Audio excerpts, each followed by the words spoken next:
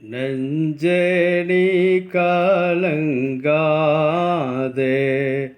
சீயோன் மலையின் இரட்சகனை மறவாதே. நான் என் செய்வேன் என்று நெஞ்சே நீ கலங்காதே. வஞ்சற்பாகை செய்தாலும் வாராவினை பெய்தாலும் நெஞ்சே நீ கலங்காதே. வினை மேல் வினை வந்தாலும் பெண் சாதி பிள்ளை மித்துரு சத்துருவானாலோ மனையோடு கொள்ளை போனாலோ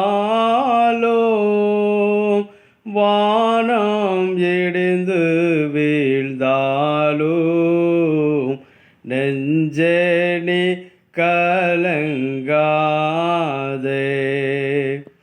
பட்டயம் பஞ்சம் வந்தாலும் அதிகமான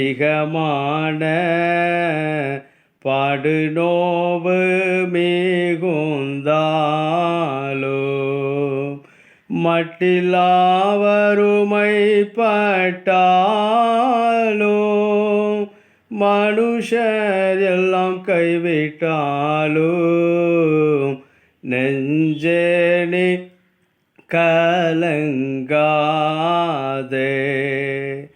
சின்னத்தனம் எண்ணினாலும் நீ நன்மை செய்ய தீமை பிறர் பண்ணினாலும் பின்ன பேதகம் சொன்னாலும் பேசாசு வந்தனப்பினாலும் நெஞ்சே நீ கலங்காதே.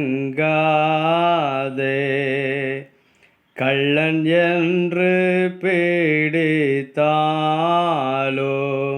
விலங்கு போட்டு காவலில் வைத்தடித்தாலும் வெள்ளம் பூரண்டு தலைமீதில் ஆலை மோதினாலும்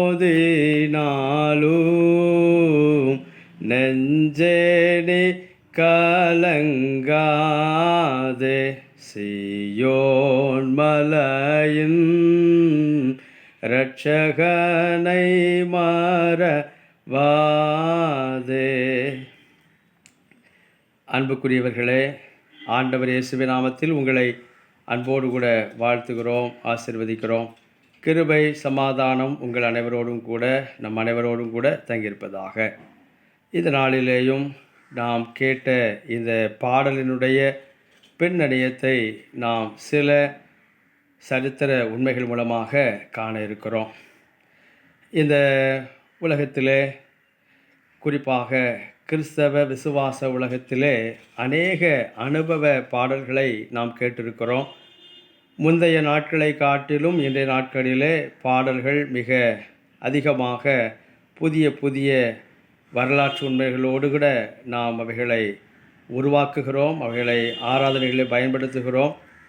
அப்படிப்பட்ட சூழ்நிலையிலே இந்த பழைய கால பாடல்கள், குறிப்பாக நம்முடைய முன்னோடி மிஷனரிகள், ஊழியர்கள், இவர்களின் மூலமாக ஆண்டவரால் நமக்கு தரப்பட்ட அநேக பாடல்கள் பல அனுபவங்களை உள்ளடக்கியிருந்தாலும் கூட இன்றைக்கு அவைகள் மழுங்கி கொண்டே அல்லது தேய்ந்து கொண்டே, இன்னும் சொல்லப்போனால் அந்த பாடல்களினுடைய உண்மைகளை நாம் அறியாமலேயே இந்த பாடல்களை சிலவற்றை நாம் பாடிக்கொண்டிருக்கிறோம்.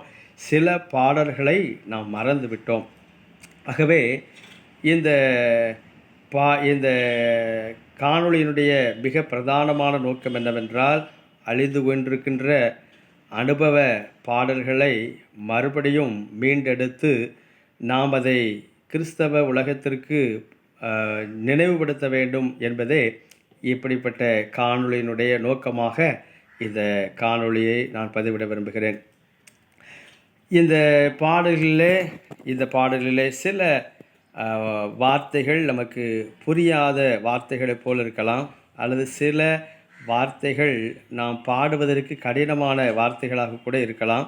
ஆனாலும் இந்த பாடலினுடைய வரலாற்று உண்மையை, இந்த பாடலினுடைய பிறப்பை நாம் அறிந்து கொள்வோமானால் இந்த பாடலை நாம் விட்டுவிட முடியாது. இந்த பாடல் நம்முடைய வாழ்வுக்கு அநேக விசுவாசத்தை கொண்டு வரக்கூடியதாக இருக்கும் என்பதிலே எவ்விதமான சந்தேகமில்லை. 1811 ஆண்டிலே வேதநாயகம் சாஸ்திரியார் ஐயா அவர்கள் இலங்கை யாழ்ப்பாணத்திற்கு கப்பல் வழியாக, கடல் வழியாக தன்னுடைய சுவிசேஷ பயணத்தை தொடர்கின்ற சமயத்திலே பல இன்னல்கள், தடைகள் நின்று கொண்டிருக்கிறது. குறிப்பாக மழை, புயல் இவற்றின் நிமித்தமாக கப்பல் ஒரு குறிப்பிட்ட இடத்திலே வந்து தஞ்சமடைந்து விட்டது. பாம்பன் பகுதியிலே, ராமேஸ்வரம் பகுதியில் இருக்கக்கூடிய பாம்பன் என்கின்ற இடத்திலே படகு தஞ்சமாகிவிட்டது. ஆகவே 1 மாத காலம் அந்த இடத்தில் தங்க வேண்டிய நிர்பந்தம் ஏற்பட்டுவிட்டது. யாழ்ப்பாணம் செல்ல வேண்டும், ஆனால் 1 மாத காலம் பாம்பனிலேயே காலத்தை செலவிட வேண்டிய கட்டாயம், நிர்பந்தம் ஏற்பட்டுவிட்டது. ஆகவே அந்த பாகவதர் வேதநாயக சாஸ்திரியார் அவர்கள் குழுவாக சென்றது நிமித்தமாக பணமெல்லாம் அங்கேயே செலவழிந்து போயிற்று. ஒரு காசு மட்டும் மீதம் இருக்கிறது. இந்த சமயத்தில் அவர் விசுவாசத்தோடு, போதும் 1 மாதம் இங்கே நாம் தங்கிவிட்டோம், இனி விசுவாச பாதையிலே நாம் முன்னேறி செல்வோம் என்று சொல்லி ஆண்டவருடைய சமூகத்தில் ஜெபத்தோடு ஒரு பாடலை எழுதினாராம். என்னவென்றால், வடகாற்றருள் சுவாமி என்று சொன்னாராம். இந்த வடகாற்று எதற்காக என்று சொன்னால், மழையை நிறுத்துவதற்காக. இந்த பாடலை எழுதி முடிப்பதற்கு முன்பதாகவே மழையும் நின்றுவிட்டது. தொடர்ச்சியான தன்னுடைய பயணத்தையும் ஆரம்பித்து விட்டார். ஆரம்பித்து தன்னுடைய ஊழிய எல்லைக்கு கடந்து செல்லக்கூடிய அந்த இடத்துல கிறிஸ்டியான் என்கின்ற அருமையான ஒரு ஊழியர் அவரை ஏற்றுக்கொண்டார். அவருடைய வீட்டிலே தங்க வைத்து சுவிசேஷ பணியை செய்வதற்கான அனைத்து ஆயத்தங்களையும் ஏற்பாடுகளையும் செய்து கொடுத்தார்.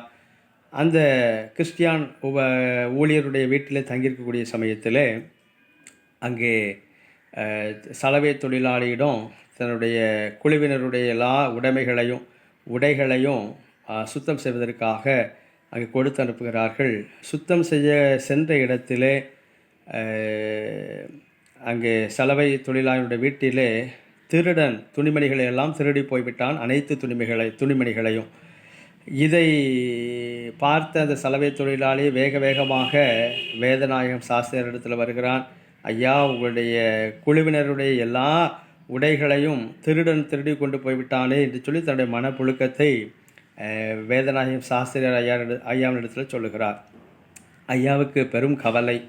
என்னவென்றால், வழியிலே கப்பல் பிரயாணத்திலே பல தடைகள், அதையும் தாண்டி விசுவாச பாதையிலே முன்னேறி வரும்பொழுது ஊழிய ஸ்தலத்திலேயும் இப்படிப்பட்ட இன்னல்களை சந்திக்க வேண்டியது இருக்கிறதே என்கின்ற ஆதங்கத்தோடு தான் தங்கியிருந்த அந்த வீட்டினுடைய திண்ணையிலே அமர்ந்திருந்தவாறே இதை குறித்து யோசித்து கொண்டிருந்த பொழுது அவருடைய நினைவுக்குள்ளாக வந்த வார்த்தை,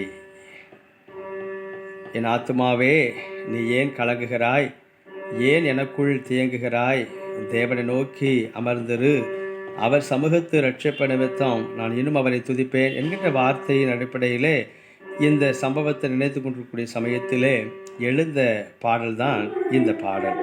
நெஞ்சே நீ கலங்காதே, சீயோன் மலை நம்முடைய இரட்சகன் என்று மறவாதே, நான் என் செய்வேன் என்று நீ கலங்காதே என்று தன்னுடைய இருதயத்திற்குள்ளாக தேற்றிக்கொண்டு இந்த வசனத்தை அடிப்படையாக வைத்து இந்த பாடலை பாடிக்கொண்டிருக்கிறார். திண்ணையில் அமர்ந்திருந்தவாறு இந்த பாடலை பாடிக்கொண்டிருக்கக்கூடிய சமயத்திலே அந்த வழியாக ராமசாமி என்கின்ற ஆண்டவரை அறியாத ஒரு மனிதர் வருகிறார். வரும்பொழுது இந்த பாடலை பாடிக்கொண்டிருந்த அந்த நம்முடைய வேதநாயகம் ஐயாவினிடத்தில் இந்த பாடலை பாடுவதனுடைய கருத்து என்ன, அதனுடைய உண்மை என்ன, அதனுடைய காரியம் என்ன என்பதை குறித்து வினாவும் பொழுது தனக்கு நேர்ந்த கஷ்டங்களை துயரங்களை எல்லாம் இந்த ராமசாமி என்பவரிடத்தில் சொல்லுகிறார். சொல்லும் பொழுது உண்மையாகவே அந்த ராமசாமி என்கின்ற மனிதருக்கு ஆண்டவர் இயேசுவின் மீது அவ்வளவு பெரிய பற்று.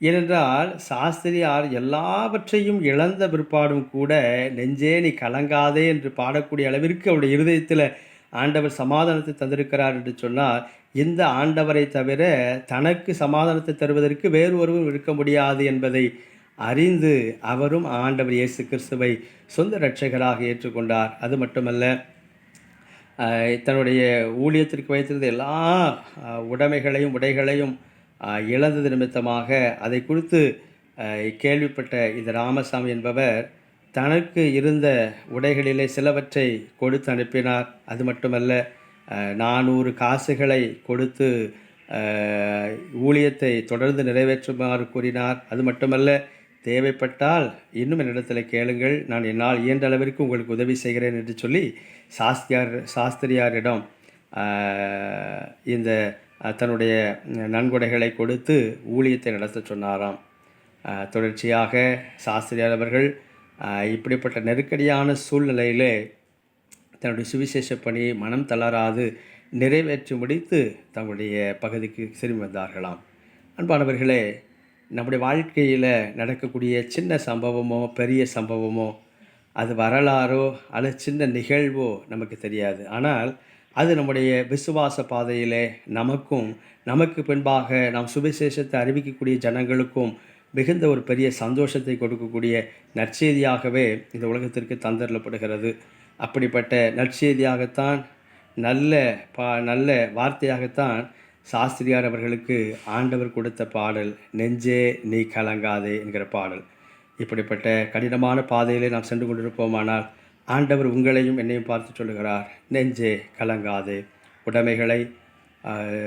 உடைகளை, உறைவிடத்தை, உணவை நாம் இழந்து தவித்தாலும் கூட நம்மோடு கூட இருக்கக்கூடிய ஆண்டவர் பெரியவர். நாம் கலங்கின நேரங்களிலே ஆண்டவருடைய சமூகத்தில் அமர்ந்திருந்து நம்முடைய இருதயத்தை ஆராய்ந்து பார்த்தோமானால் விசுவாச பாதையிலே அவர் நம்மை முன்னெடுத்து செல்வதற்கு உண்மையுள்ளவராக இருக்கிறார். அப்படிப்பட்ட கிருபைகளை தேவன்தாமே உங்களுக்கும் எனக்கும் தந்து இந்த பாடலின் வழியாக நம்ம மறுபடியுமாக உயிர்ப்பித்து வழிநடத்துவாராக. ஆமேன், ஆமேன்.